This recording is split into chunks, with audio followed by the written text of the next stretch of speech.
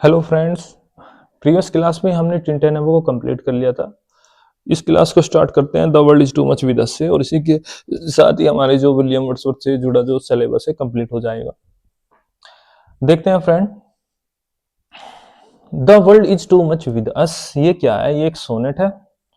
Sonnet 14 lines का है जो पेट्रार्कन फॉर्म में, जो राइम स्कीम है जिसकी पेट्रार्कन आपको पता है ऑक्टेव और सेस्टेट होता है, जो इसकी राइमिंग सी ऑक्टेव भी है ए डबल बी ए और ए डबल बी ए, और साथ में C D C D C D, ये इसका सेस्टेट हो गया। ऑक्टेव पता होगा आपको पैटर्न का, क्योंकि उसमें प्रॉब्लम्स का डिस्क्रिप्शन होता है और सेस्टेट में उसका सॉल्यूशन का डिस्क्रिप्शन होता है।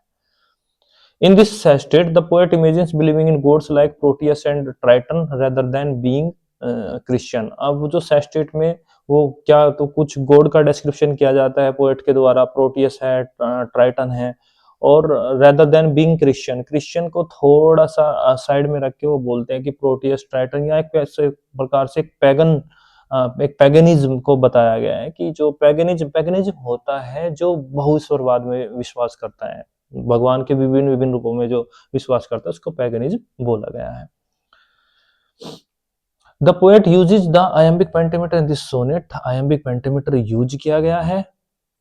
जनरली जितने भी पेट्रार्कन सोनेट है उनमें आयम्बिक पेंटामीटर ही यूज किया गया है। In this poem Wordsworth criticise the world of the first. और इस पोएम में करते क्या है वर्ड्सवर्थ? क्या है, जो फर्स्ट इंडस्ट्रियल रिवोल्यूशन हुई थी, जब फर्स्ट इंडस्ट्रियल रिवोल्यूशन हुई तो उनका उसी चीज पे ध्यान जाता है कि अब इंडस्ट्री होगी तो विकास होगा, विकास होगा तो नेचर को जाहिर सी बात है बाधा करके विकास करा जाएगा, तो उसी पे ही यहाँ पे फोकस किया है विलियम वर्ड्सवर्थ ने, और बताया कि जो ये मेटरलिज्म है, जो ये लाइफ स्टाइल लग्जरी और ये सब चीजें बढ़ना, वो जो है नेचर का कहीं ना कहीं हनन करते हैं और वो डिस्टेंस कर देते हैं नेचर से।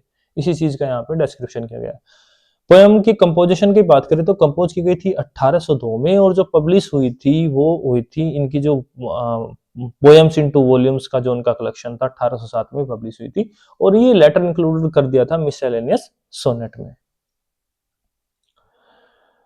नेक्स्ट, जो प्रोटियस और जो ट्राइटन्स जो गॉड है वो ग्रीक मिथोलॉजी के गॉड्स हैं। टेक्स्ट को देख लेते हैं। 14 लाइन से, the world is too much with us, late and soon. बोलते कि world is too much with us से क्या अर्थ है यहाँ पे? World is too much with us से फ्रेंड्स ये अर्थ है कि जो वर्ल्ड है वो मेटलिस्टिक चीजों में जा चुका है, एक अट्रैक्टिव, फिजिकली अट्रैक्टिव, और जिसमें भाग दौड़ मची हुई, ये पाना ये खोना, जो हम आज वर्ल्ड जी रहे हैं उसी की बात वो कर रहे हैं।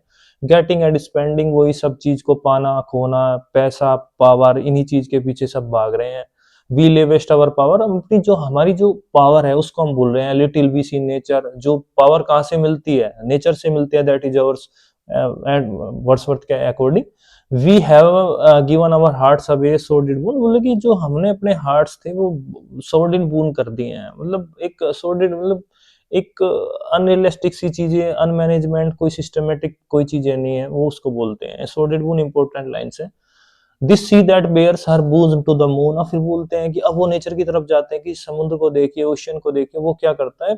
The sea that bares her bosom to the moon, कि वो चंद्रमा ऐसे लग रहा है कि जैसे वो चंद्रमा से मिल रहा है। यहाँ पे जो पर्सोनिफिकेशन का यूज गया है फ्रेंड इस लाइन में। अगर आपसे कोई पूछ ले कि कौन सा, ऐसे भी क्वेश्चन आ सकता है, this sea that bares her bosom to the moon में क्या फिगर ऑफ स्पीच यूज की गई है?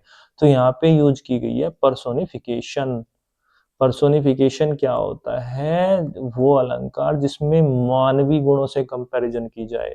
हर बूझ बूझ बोलते हैं वक्ष, वक्ष स्थल की समुद्र, वक्ष तो एक ह्यूमन की जो फीचर होगी ना, तो इसलिए पर्सोनिफिकेशन है। फिगर ऑफ स्पीच की बात ही हो रही है तो we have given our hearts away a sordid bone.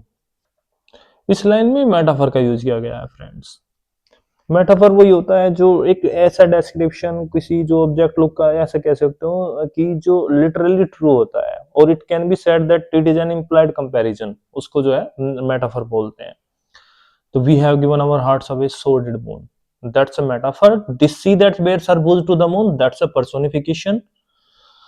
Next line की तरफ देखते हैं। The winds that will be howling at all, वो जो विंड है, विंड की डिस्क्रिप्शन कर रहे हैं यहाँ पे।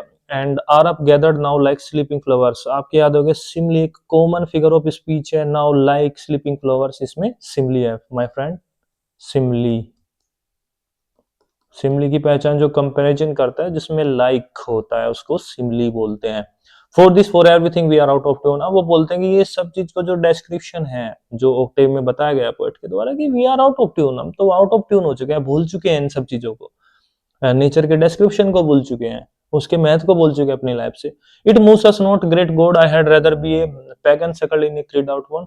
अब वो पैगन की तरफ जाते हैं, स्पिरिचुअलिज्म की तरफ जाते हैं कि इसका समाधान अब नेचर से जुड़ोगे, भगवान से जुड़ोगे, क्योंकि वर्ड्सवर्थ ने नेचर को स्पिरिचुअलिज्म की तरफ लेके जाया हुआ है।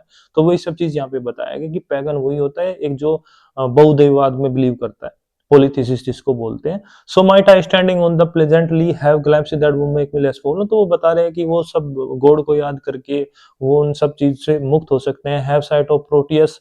अब प्रोटियस का यहाँ पे डिस्क्रिप्शन किया गया, rising from the sea of your old Triton whole वेदर हो नो। प्रोटियस और ट्राइटन जो गॉड हैं जो ग्रीक मिथोलॉजी के, उनका यहाँ पे डिस्क्रिप्शन किया गया है।